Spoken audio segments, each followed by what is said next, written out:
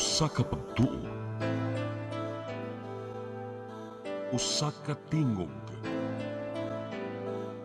usa ka katawhan.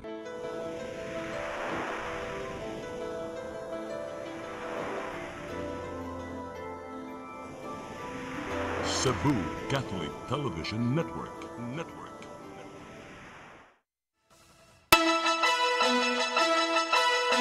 Uluhan sa mga balita sa Sayre 47. Sunog miulbo sa Barangay Tejero kaganihang kadlawon. 1.35 million pesos gibiling danyo. Bulk water project sa lungsod sa Alegria gikansila. Bagong hepe sa Cebu Police Provincial Office gimanduan. Drogas, krimen ug online pornography ipasumpo. Samtang seguridad sa mga dapit suluyan pahugtan. Drug den sa subang dako Mandawi Gironda. Unom ka mga tao nadakpan. Sugbo, Kabisayan ug Mindanao, Pilipinas ug katawhan kutos maabot sa tong Sibya sa tibuok kalibutan mayong hapon. Live kita karon sa CCTN Channel 47 ug kini ang tulumanon sa nagunang kasayuran nga angay natong masayran. Sa nga ni Attorney Danica Caballes, ako si Dennis Tabar ug kini ang Sayre 47.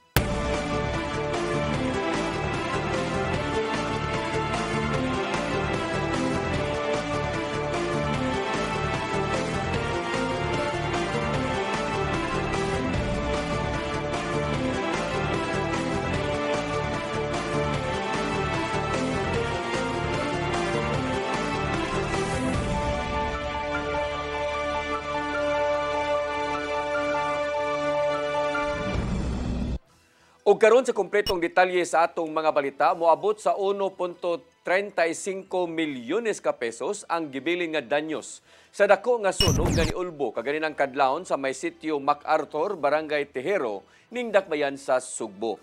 Nadawat ang alarma sa sunog alas 3:10 sa kadlawon gikan sa Pinoy-anan ni Estelita Arquisal hangtod nga mikuyanap sa uban pang mga panimay nga ginama sa mga light materials. Naabtan sa alas 5 na sa kadlawon ang nakigkumbate sa kabumiruhan sa dako nga kayo tungod sa kahuot sa dapit og 46 usab ka mga panimay ang gilamoy sa kayo. Suma pa ni Senior Fire Officer 2 Wendell Villanueva nga lakip sa gisusi nga mga hinungdan sa sunog mao ang gipasagdan nga nagsiga nga kandila. Dali nga giproseso sa Department of Social Welfare and Services nga hinabang ngadto sa 96 ka mga pamilya. Ang mga biktima sa sunog ana karon gipahilo na sa Tejero Sports Complex o giatiman usab gilayon sa barangay ang ilang mga panginahanglan. Despite sa kahagipot sa daan, the usual nga mga challenges bitaw nga atong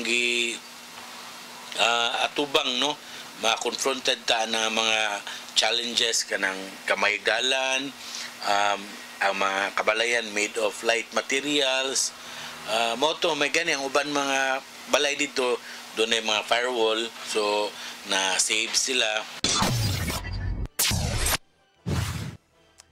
Tulo ka mga panimay ang naapektuhan sa pagdahili sa yuta sa sitio Lipata, Barangay Pusok, dakbayan sa Lapu-Lapu niadtong Lunes. Matod sa mga otoridad nga ang naluka nga punuan sa kahoy tungod sa nasinating pag-uwan mo hinungdan niini. Ang kasayuran ihatod ni Cristel Joy Filerca. Tulo ka mga balay sa sitio Lipata, Barangay Pusok, dakbayan sa Lapu-Lapu ang naapektuhan sa pagdahili sa yuta pasado alas 8 sa buntag niadtong Lunes. Kundiin nahugno ang kusina sa usa sa mga apektadong panimay, samtang usa ka panimay nasudan og mga bato ang usa ka kwarto. Mato ni Kapitan Rani Imperio sa Barangay Pusok nga tungod kini sa pagkaluka sa punuhan sa kahoy tungod sa nasinating mga pag-uwan. May sambag punuan na sambag niya. Nya sambag ni nilabong na siya. Nya wa siya matrimi. Nya mo to na yung hangin, nya uwan, naluka ang sambag. Pagkaluka sa sambag mo na hinungdan nga nidahili ang yuta. Usa sa mga apektadong mga residente mao si Marilo Castro nga nagpuyo sa panimay nga naapektuhan ang kwarto. Nianang higayuna maupay pagkatog sa 38 anyos nga production operator tungod kay gikan siya sa iyang trabaho. Suma pa niyang wa pay oras sa dihang siya natug apan nakamata siya tungod kay nakabantay nga adunay mga nangatagak. Dayon nakamatmon lang ko kay nain murag naganaas ba. Kanaas din mo to ni bangon ko. Igo ra gyud ko nakabarog nga. Nihunlak na dayon siya. Padung diri sa kwarto. Ang mga bato ug ang mga lapok gikan sa babaw. Ibutyag ang kapitan nga giinspeksyon na ang mong dapit sa pangu sa City Disaster Risk Reduction and Management Office nga sina Jel Banyasha ug nasabutan nga kinahanglan ng iriprap ang mong dapit. Ang ingon sa Sir Nigel po nga magkuhan og napo ka matrabaho ani para mo riprap. So muna naa karon ng engineering department nga mo sila mo advise kung sa maayong buhaton.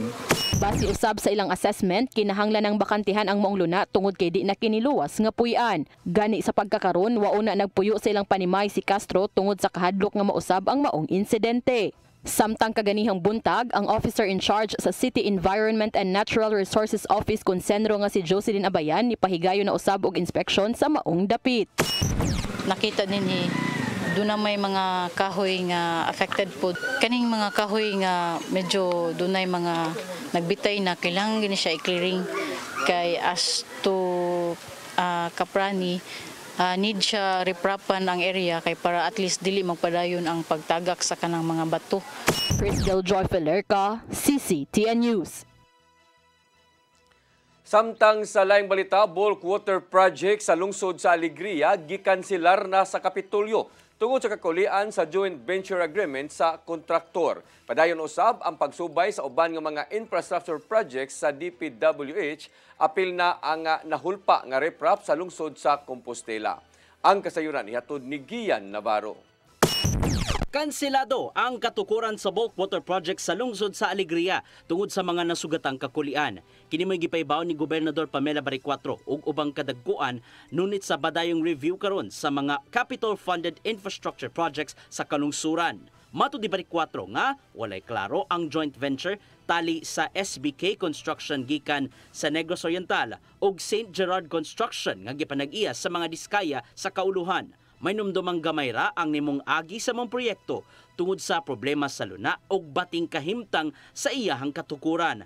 Aron madayon, kinahanglang ibalik sa bidding process ang maong proyekto. There's still a few left na ato ang i-review pa karon. But for as long as they go through the process, then there shouldn't be any problem for them to proceed as well. Mahitabo lang sa Alegria is i-review ang, there will be a new bid out for the said project. Pero ang atong Malaboyo, since 95% naman to, connection naman lang to ang kuwang, so ipadayon na po to. Anapar sa 77 ka mga infrastructure project sa Sugbo ang mahimong makapadayon, human kinigitunan sa Kapitolyo sa dihang gipahunong una ang iyahang katukuran.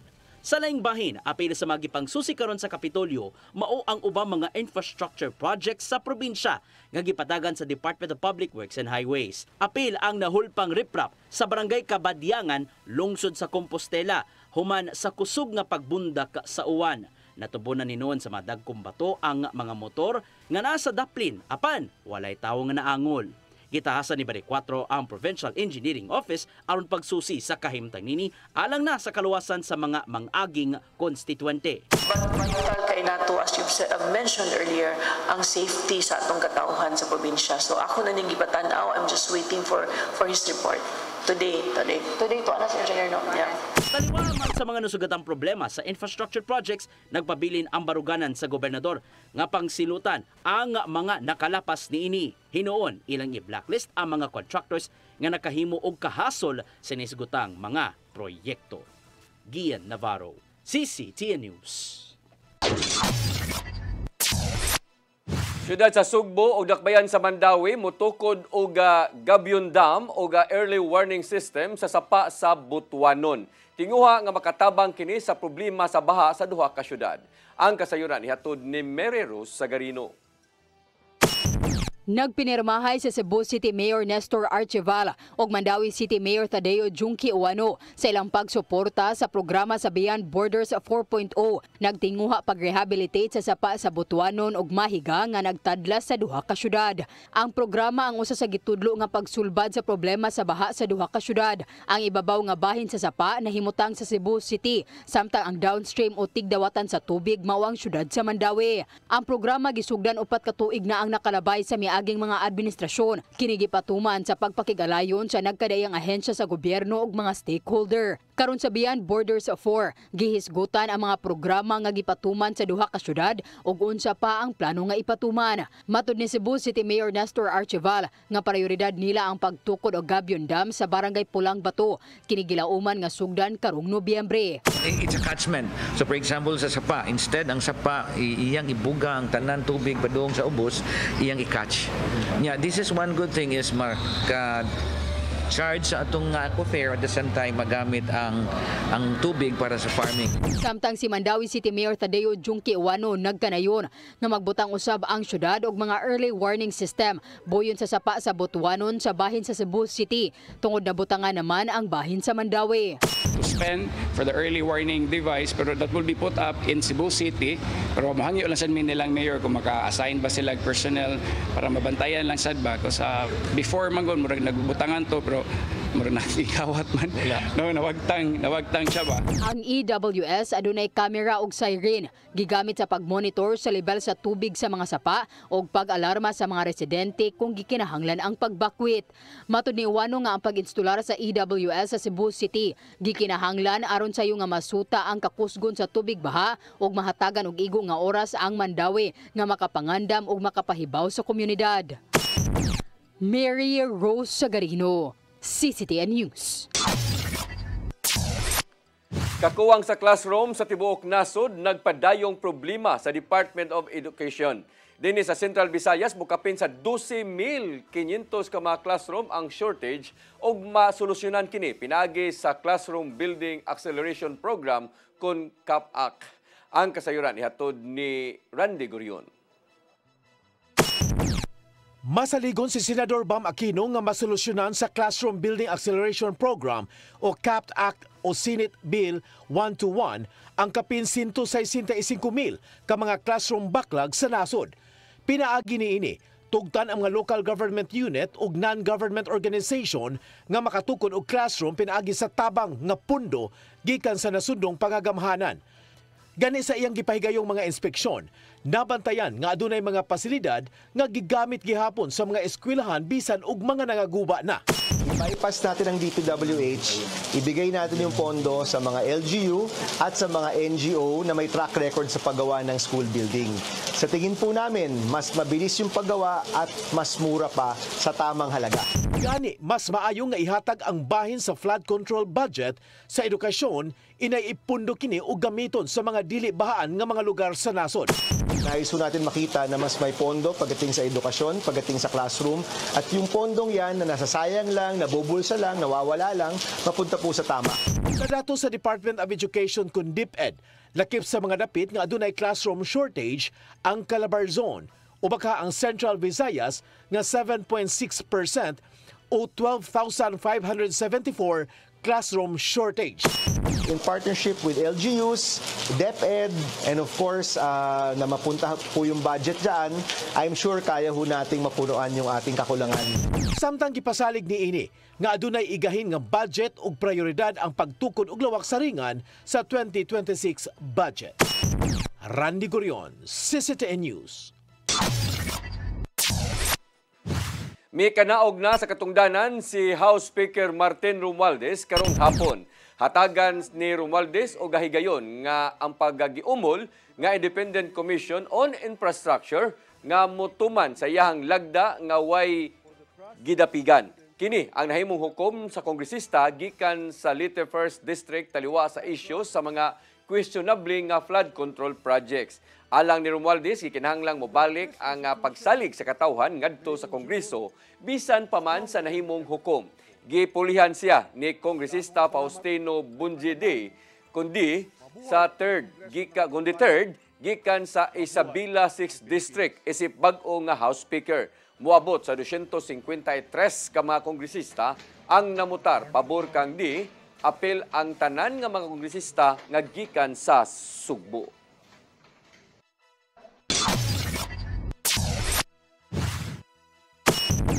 Mosunod, bagong hepe sa Cebu Police Provincial Office gimanduan.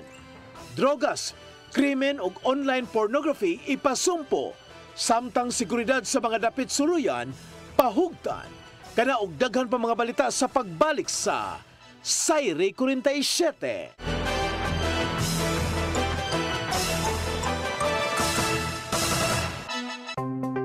Discover the beauty of the Philippines.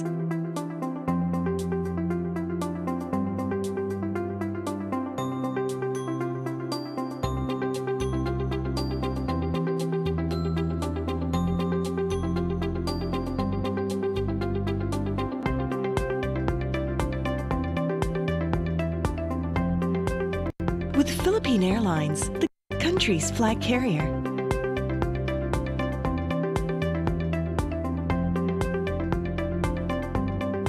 The airline that lets you feel the warmth of the nation.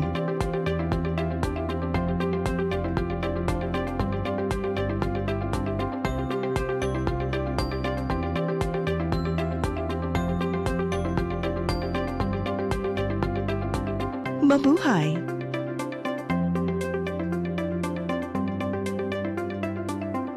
Siguradong pagkain sa buong bansa. Masaganang ani, mataas na kita. Maunlad na buhay ng mga magsasaka at mga mangingisda. Siguradong pagkain sa buong bansa. Congratulations! Nunito Tatay Dodong A. Lanchua, awarded as Cable TV Maverick, Father of Cable TV in the Philippines, given by Philippine Cable and Telecommunications Association Incorporated, PCTA, from Phil Products Group of Companies.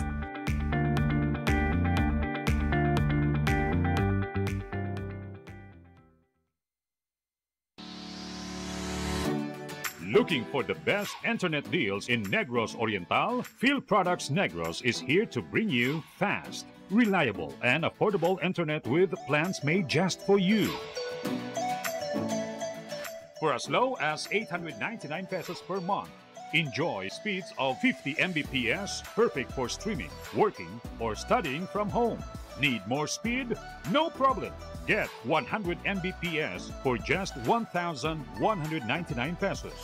150 Mbps for only 1,499 pesos, or our fastest plan, 400 Mbps for just 2,399 pesos per month. Plus, you can add over 100 cable TV channels to your internet plan for just an additional 100 pesos per month. That's entertainment and lightning fast internet all in one.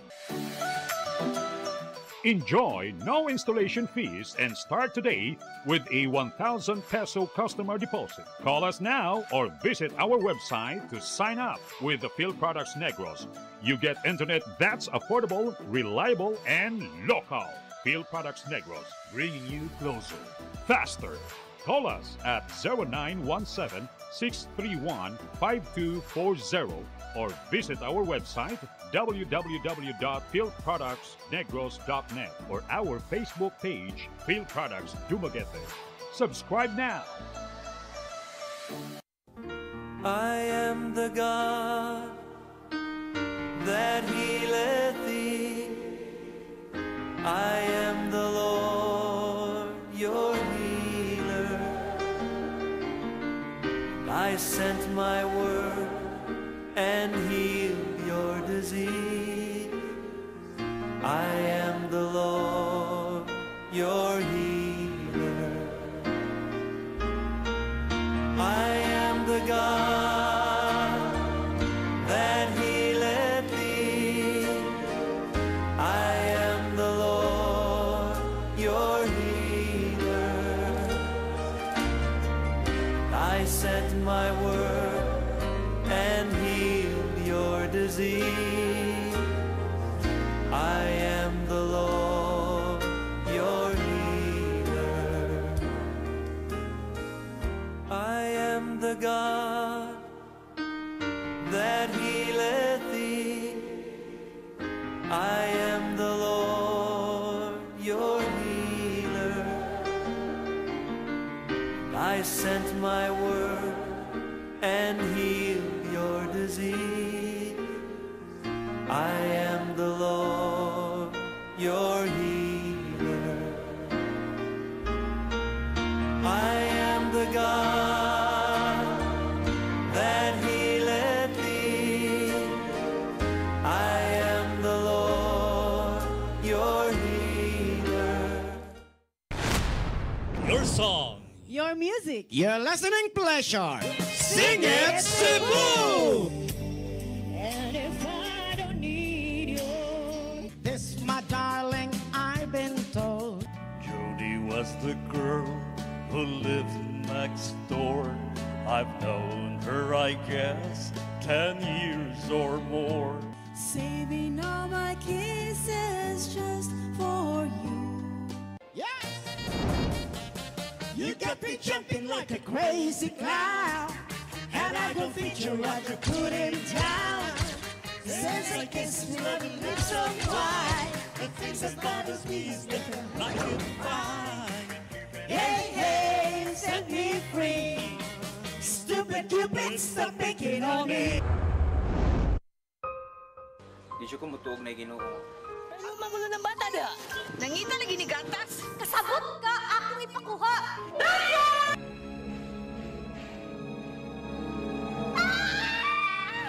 Ug naa sa unang Timoteo 3:15 nga ang iglesia sa buhi nga Dios mao iyang panimalay ug mao ang haligi ug sugaranan sa kamatuoran.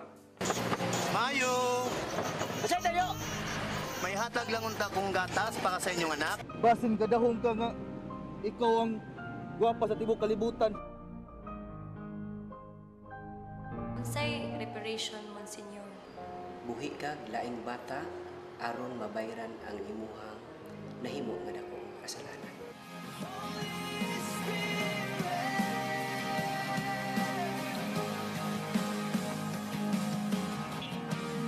Daghan ka nato ang nagduda kung doon na bagay Ginoo o wala. Apan ang Biblia nag-ingon nga atong dawaton pinagi sa pagtuo ang kamatuoran nga doon ay Ginoo. Sa Hebreo 11:6 nag-ingon, walay makapahimot sa Dios kung walay pagtuo. I came for you. I came for you. Holy Spirit.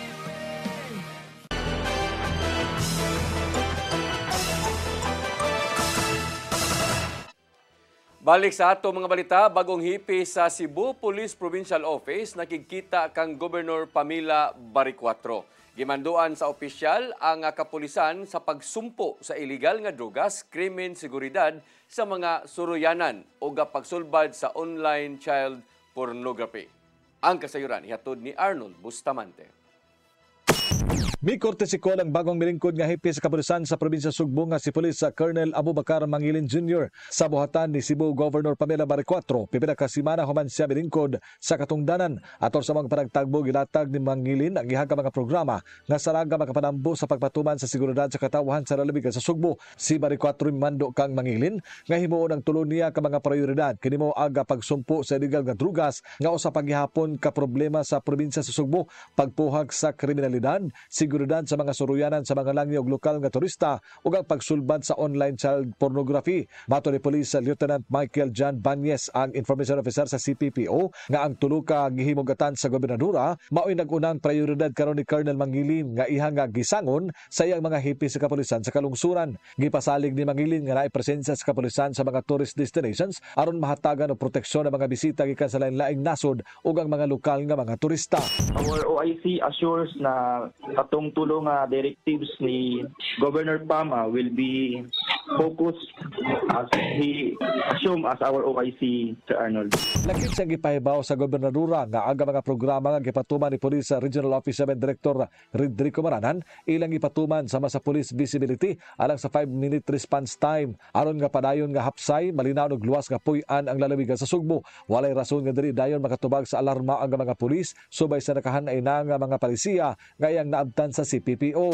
Focus ang atong mga police to be more proactive and intensified ang anti-criminality campaign sa mga lower units. Upat ka punto nga programa nga ngayon nga tumanon sa kapulisan sa probinsya sa Sugbo. Kini mao ang ABCD nga nagpasabot nga A. Abide by the law, B. Build public trust, C. Commitment to integrity ug ang D. Deliver credible result. Kung kining upat ka mga punto matuman lang sa kapulisan matud ni Banyes, dili makasugat og problema ang tanang pulis personnel sa lalawigan. Arnold Bustamante, CCTV News. Gisugda na sa National Bureau of Investigation 7 ang ilang parallel investigation bahin sa mga questionabling flood control projects sa Central Visayas. Pinasubay kini sa direktiba gikan sa Department of Justice. Diin sila ang mupasaka og kaso batok sa mga nangawkaw ug panudlanan. Matod sa Media Liaison Officer nilang si Maria Contessa Lastimoso, nga tumong sa ilang buhatan mao ang mamahimong fact-finding body bahin sa maong mga proyekto. Gipaubos sa makuting validation ang tanang nadawat nga kasayuran bahin sa mga flood control projects nga adunay dakong pondo apan palpak. Personal nilang subayon ang matag proyekto aron adunay matunol ngadto sa DOJ ug mahimuan og mga tukmang legal nga lakang.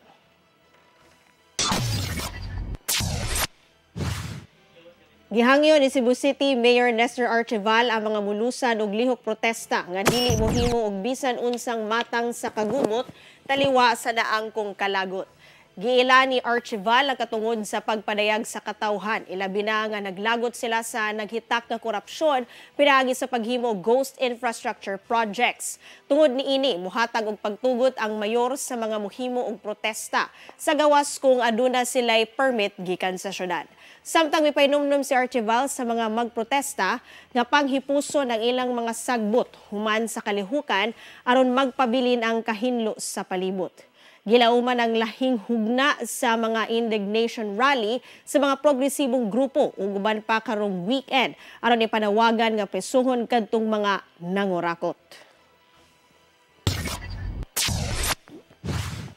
Social Security System misaad nga magpabiling paigo ang pondo bisan pa man sa kalambuan sa mga loan o pension programs. Usa niini mao ang pagpatuman sa pension reform program nga bag-uhay lang gilusan.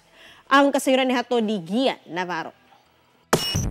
Mipasalig ang mga kadagkuan sa Social Security System nga magpabiling financially sound o paigo ang pundo bisan pa man sa mga kalambuan sa ilang mga programa. Pipila sa mga naimong kalambuan mao ang pagminos sa salary loan rates ngadto sa 8% o calamity loan rates nga nasa 7% gikan sa kaniadtong 10%.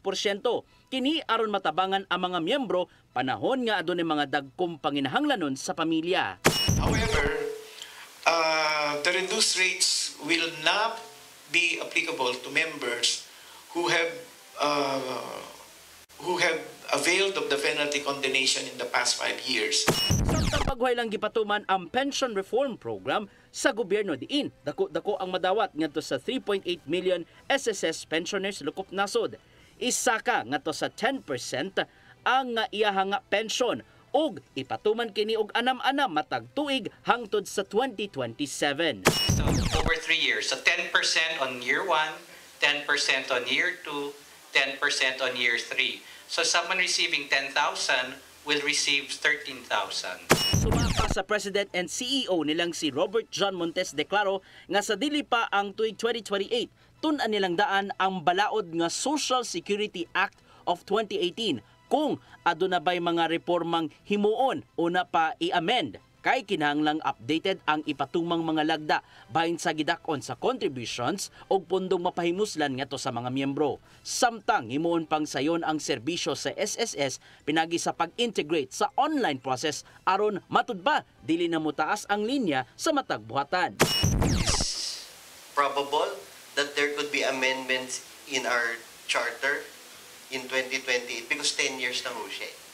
Pero until that time comes, I think the SSS Charter Republic Act 11199 allows SSS to implement plans and programs and be more relevant to the Filipino people. Ibisita ang mga kadagkuan sa SSS dinhi sa Sugbo aron pagpasalamat ngadto sa mga partners ato sa pagsaulog sa ika-68 nila nga anibersaryo ning tuiga. Gian Navarro, CCTN News.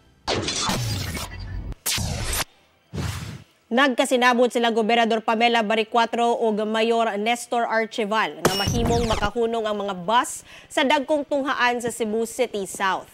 Kinitubag sa kabalaka sa mga tinun-an gikan sa habagatang sa unang desisyon na dili makanaog sa bus gikan sa South Bus Terminal hangtod sa Bulacau Bridge. Matod ni Baricuatro nga gihatagan lang nila una og konsiderasyon ang mga college students gikan sa kalungsuran. Magpadayon ang panagsabot sa mga opisyal alang sa kaayuhan sa ubang mga pasahero, bisan pa man sa hugot nga pagpatuman sa traffic laws sa Natalio Bacalso Avenue, isip discipline zone. Uyon usab si Baricuatro sa sugyot nga magbaton og klarong bus stops aron pakanaugon og pasakyon ang mga pasahero gikan sa managlahing dapit sa bagatang bahin. This morning, I called him up. Nahangyo kong mayor. Mayor, pwede ba yun nga panaugon lang nato atong mga estudyante kay hustle in town kaayo for them, no? And then extra gasto ni para sa mga ginikanan. But meanwhile, we are trying to look for solutions. Inspeksyon sa rotas sa Cebu Bus Rapid Transit hapsayra sa kinatibukan. Hinoon buot ni Mayor Nestor Archival nga pabutangan og klaro nga mga signages ang mga ruta. Ang kasayuran hatod ni Mary Rose Sagarino. Giinspeksyon kaganinang buntag sa kagamahanan sa syudad sa Sugbo. Pinanguluhan ni Mayor Nestor Archival ang ruta sa Cebu Bus Rapid Transit kon CBRT. Matod sa mayor nga hapsayra sa kinatibukan ang inspeksyon, apan nabantayan nga nagkuwang sa mga signages ang ruta. Tangan og klaro nga kanang signage ba. I don't know how fast they can do that because we're planning na masigurado na sa 27.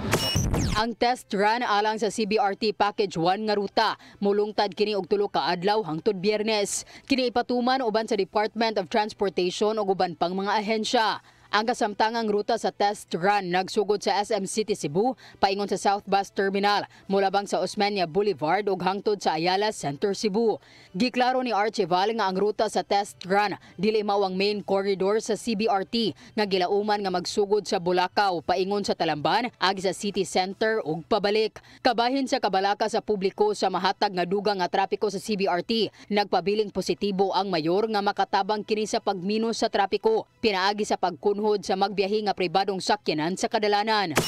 Certainly ang mga sumasakay masud na dito sa bus, di na siguro daghan kayong muaging mga sakyanan nga private. Ang test run kabahin sa pagpangandam sa syudad alang sa umaabot nga dry run og pilot implementation sa CBRT.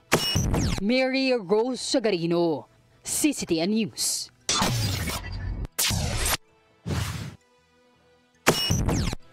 Mosunod, drug den sa subang dako Mandawi Gironda, unom ka mga tao nadakpan. Kana og daghan pa mga balita sa pagbalik sa Sayri 47.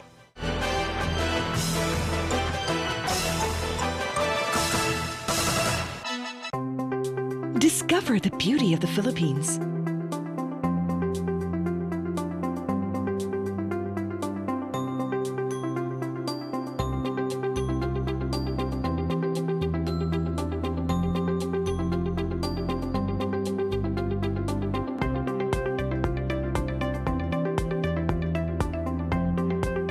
With Philippine Airlines, the country's flag carrier.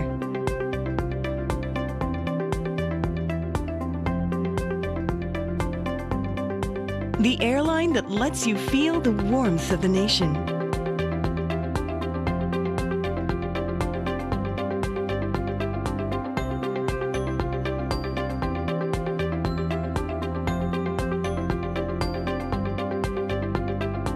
Mabuhay!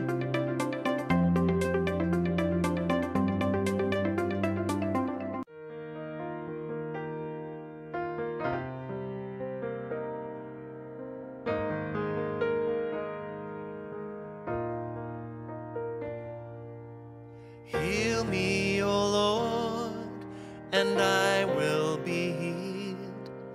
Save me, and I will be saved. Heal me, O Lord, and I will be healed. For you are the one I praise. You are the one I praise. Sing it with me. Heal me, O Lord, and I will be healed. Save me, and I will be saved.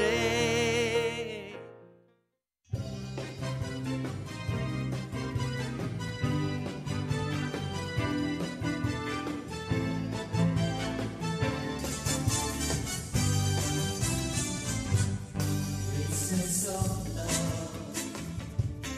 This is our community.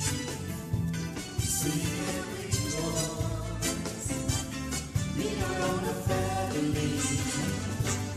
Praising the Lord. Jesus Christ from heaven. We are one.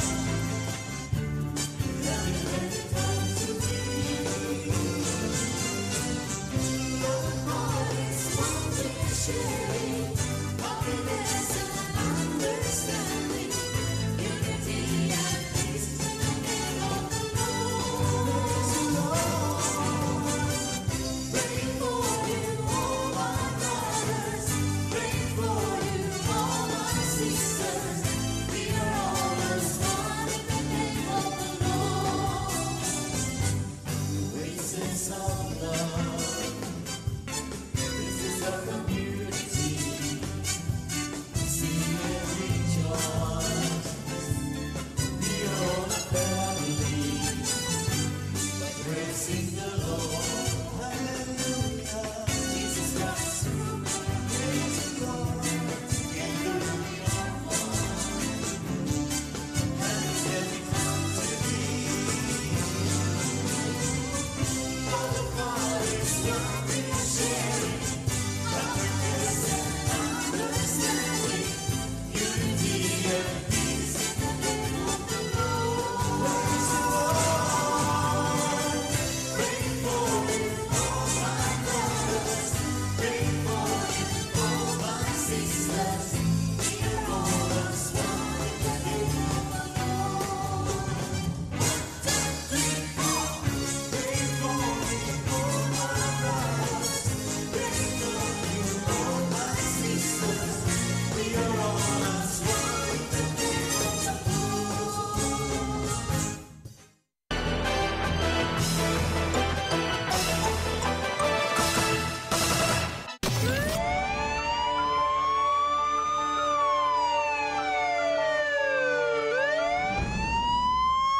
Balik sa ato mga balita, balay suyupanan nga nahimutang sa barangay Subang Dako, syudad sa Mandawi, gironda sa PDEA 7 uban sa Regional Intelligence Unit 7. May resulta kini sa pagkasikop sa unom ka mga tao, apil na ang target sa nagpadagan sa suyupanan. Ang kasayuran ihatod ni Arnold Bustamante. Wala makaibsot ang unom ka mga tao man gironda sa mga sakop sa Philippine Drug Enforcement Agency 7, Mandawi City Team uban sa Regional Intelligence Unit 7 ug Mandawi City Police Office ang usa ka drug den nga namutang sa sitio Nawanaw, Barangay Subang Dako, syudad sa Mandawi kagahapon sa udto. Si PDEA 7 Regional Director Joel Plaza bihila sa target nga si alias Ray, 29 anyos, usa ka liburer kabay drug den maintainer nga nagpuyo rasam sa mga lugar. Lakip sa napusasan ang lima nga naabtan nga naghingos og shabu sa sulod sa drug den nga mo silang alias Demery, 21 anyos, live-in partner ni Ray, alias Noel, 33 anyos, alias Lino, 29 anyos, Panday, alias Aldren, 30 anyos ug alias Jerry, 40 anyos. Nakuha sa mga operatiba ang 17 ka pakete sa kituang shabu nga motimbang sa 11 gramos gano'n estimated average market value nga 74,800 pesos, mga aluminum foil nga dunay residue sa kituang shabu, by basmani ug ubang ebidensya nga naa sa kustorya sa PDEA 7 Regional Office Laboratory. Mato ni Lia Alcantara, ang information officer sa PDEA 7, nga duha ka semana nila nga gipaubos sa case build-up pagmaong drug den, human madawat ang impormasyon gikan sa kasaligang tinubdan. Gingon makabarigya si alias Ray og 50 gramos nga shabu matag semana gikan sa supplier sa illegal nga drugas. Dugan ni Alcantara nga si alias Lino napaubos na kini sa Community-Based Drug Rehabilitation Program ug ni-graduate niadto nga 2023. Si alias Jerry ug alias Noel nadakpan nitong 2017 sa kaso sa illegal nga drugas apan nabuhian human maka-plea bargain sa ilang mga kaso. Giandam na ang kasong kanapasan Section 5, 6, 7, 11, 12 ug 15 sa Article 2 Republic Act 9165. Arnold Bustamante, CCTV News. Babaeng nangawat og cellphone sulod sa usa ka department store sa Barangay Poblasyon, Dakbayan sa Lapu-Lapu nakuhaan sa CCTV.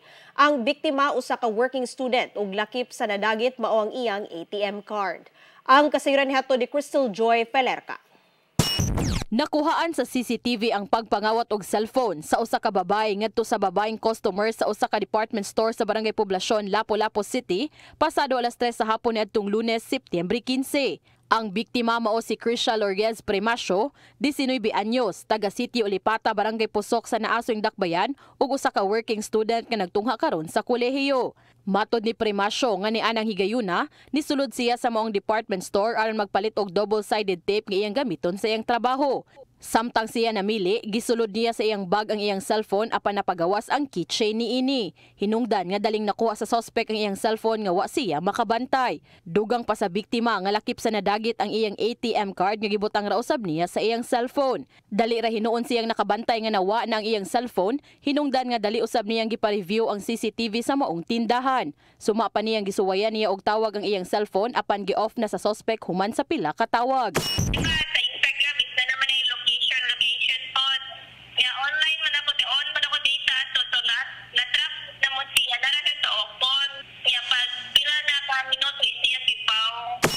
Hinaot ang biktima nga mailhan ang mong suspect ug mabalik ang iyang cellphone ug ATM ilabi na nga iya kadtong hinaguan isip usa ka working student. Hinuon na pablatter na kini niya ngadto sa Police Station 3 ug nang hinaot usab si Police Lieutenant Colonel Christian Torres, ang spokesperson sa Lapu-Lapu City Police Office, nga pinaagi sa mong CCTV mailhan ang mong suspect aron nga mapasakaan kini og kaso. Ma-identify na ug nanabay na record ta bayan na. Kaya makita na to ang suspect is nanantay profile do nag-mask siya pero naghinaot nga ma-identify din na to ang aning suspect para dili na ka pamiktima. Crystal Joy Pelerca, CCTN News. Mao kadtong naglangkob sa atong mga balita sa Sayri 47. Ako si Dennis Tabar. Ako si Danica Caballes. Sakton ugma sa inyong paboritong tulumanon. Sayri 47.